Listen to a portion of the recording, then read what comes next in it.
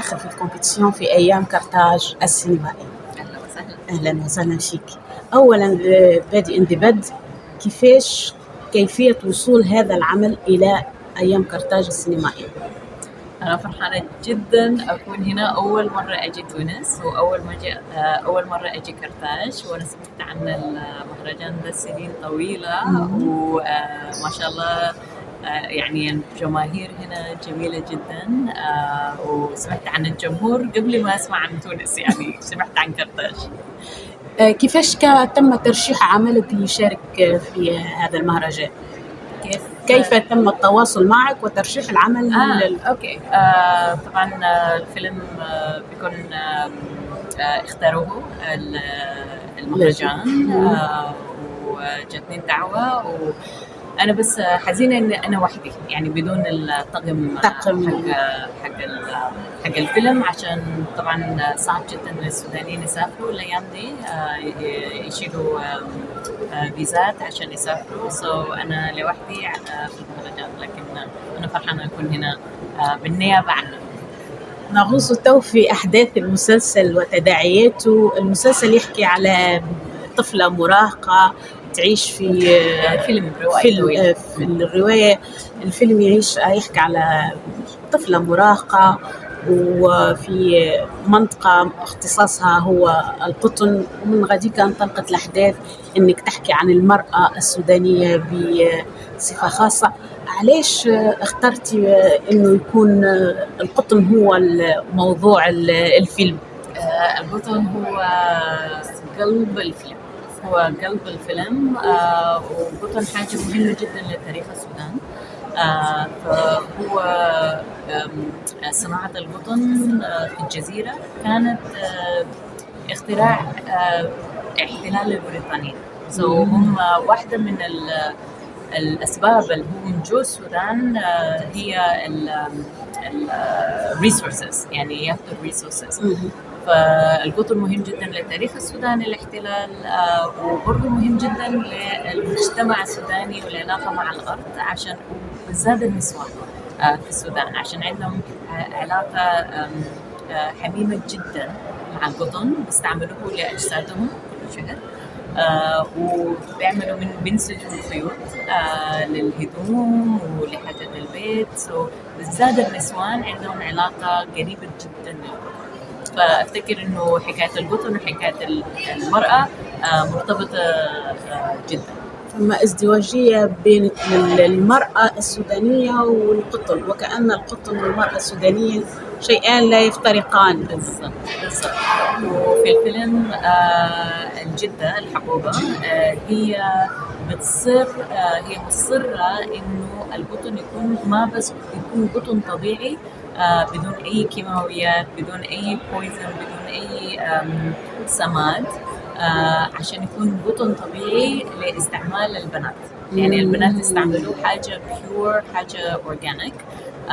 وطبعا في الفيلم في قصة إنه البذور المعدلة وراثيا محاولة فحيغير كل حاجة. هذا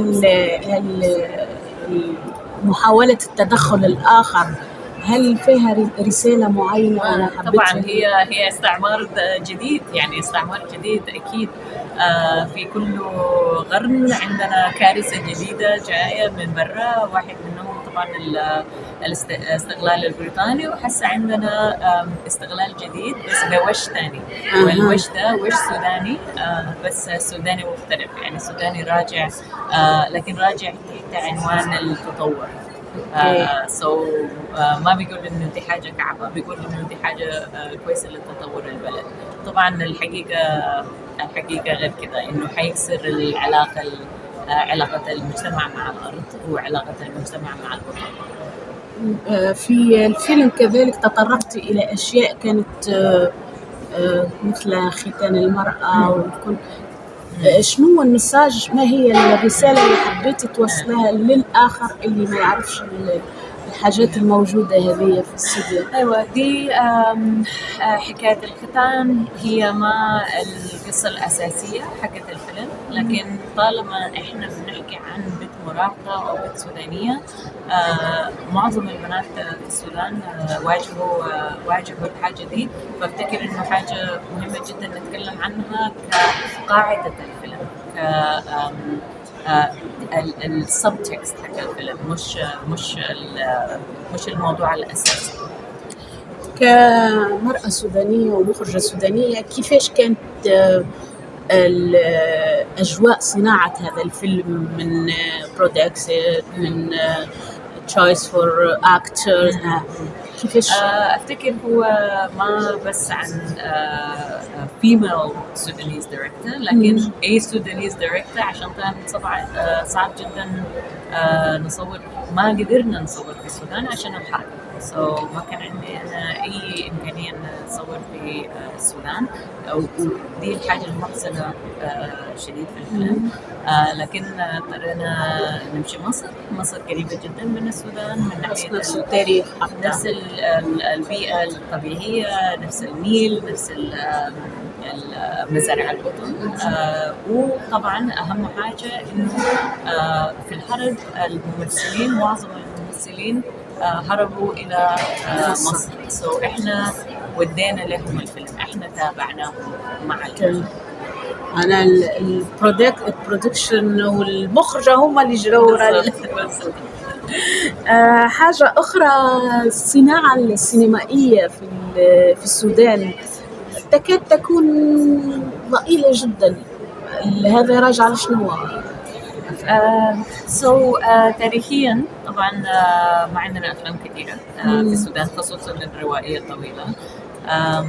لكن كان بعد 2020 في 2020 كان عندنا السودان جديد، كان عندنا ثورة، كان عندنا أمل كبير للمستقبل. وفي الوقت ذاك أنا شفت ناس رجعت عشان تصنع production companies، يعني شركات إنتاج، وأنا شفتهم رجعوا عشان يعملوا، عشان يصنعوا يعني physically في السودان.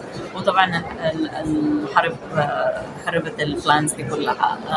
حاسة لسه عندنا مخرجين سودانيين وسودانيات كتار جايين الشباب ما شاء الله. حاسة ياسر فايز أنا شفته فاز بجائزة امبارح، حيكون في أمجد زيادة فايز، وأمجد طبعا أبو العلا كردفاني وإبراهيم مرسال، كلهم جايين بأفلام جديدة في السنين الجاية. وإن شاء الله ممكن نصور في السودان، بس الحرب تقف طبعا. دي المشكلة اللي عندنا هسه.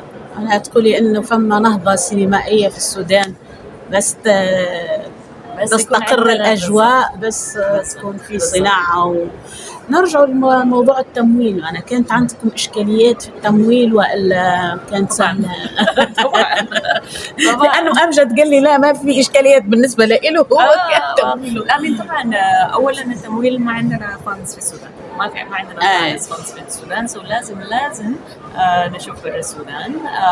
وطبعا دي فيها خطر كبير، لكن لو لقيت البارتنرز المناسبة بيساندوك، فممكن تتجاوز الخطر. احنا كان عندنا 7 كو-برودكشنز بلاد، 7 كو-برودكشن، فدي حاجة كثيرة. لكن أنا دائما بقول ما تنسوا إنه هم جو للفيلم بعد أنا ما كتبت النص، يعني النص كان خلاص خلص، وهم جو عشان حبوا القصة. فعشان كده الحمد لله احنا اشتغلنا مع معظم البروديوسرز، الكو-بروديوسرز كانوا نسوان كمان، ففهموا القصة من البداية، وما كان لازم أعمل تعديلات. أنا ما أعرف، ما اشتغلت مع منتج سوداني قبل كده، ما اشتغلت مع منتج راجل. يعني فيمينيست، احنا معناها نسائية بالصدفة. حصل كده. لا هو بالصدفة، وطبعا ومخصوص كمان طبعا. حلو.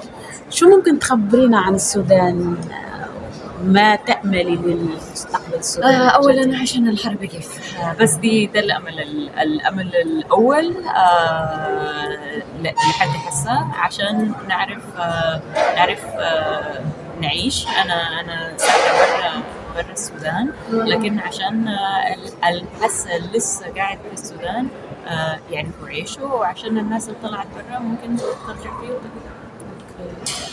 إن شاء الله ربي يوقف الحرب في السودان. أهلا وسهلا بك. آسفة لأني جبت على الوضع السوداني ومسيت حاجة فيك، لكن كل صلواتنا وتمنياتنا أن يكون السودان بخير. شكرا.